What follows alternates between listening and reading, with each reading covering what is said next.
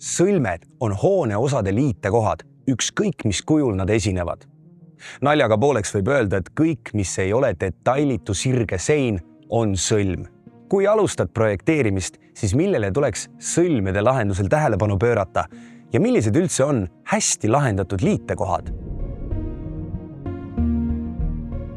Sõlmi esitatakse projekteerimise eri etappides erineva detailsusega.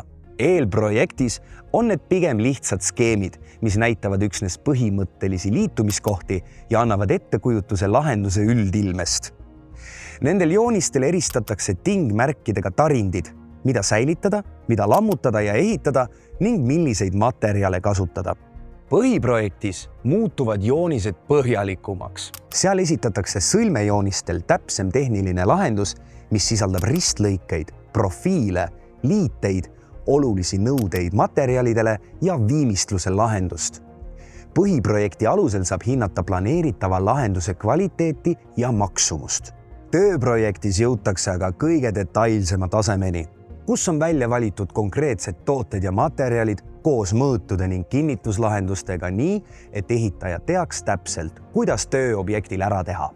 Kui projekti etappides loodud joonised on liialt üldised või veel hullem ebatäpsed, on ehitaja sunnitud improviseerima vastavalt oma eelnevale kogemusele. Mõnikord tähendab see kahjuks seda, et tulemus on konkreetsele hoonele niivõrd sobimatu, et tuleb täielikult ümber teha.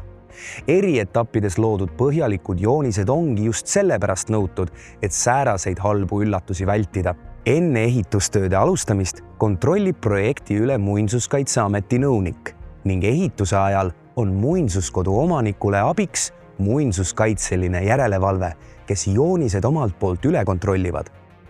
Ja pea meeles, mida pole tööprojektis, pole olemas, ehk seda ei ehitata. Parim viis mõistmaks, millised sõlmede lahendused on hästi õnnestunud, on kõrvutada kaks sarnast lahendust ja nende teostust omavahel võrrelda. Läbimõeldud ja detailse joonise alusel ning kasutades nõutud materjale saab ehitada kvaliteetse tulemuse, mis on nii arhitektuuriliselt ilus kui ka tehniliselt vastupidav.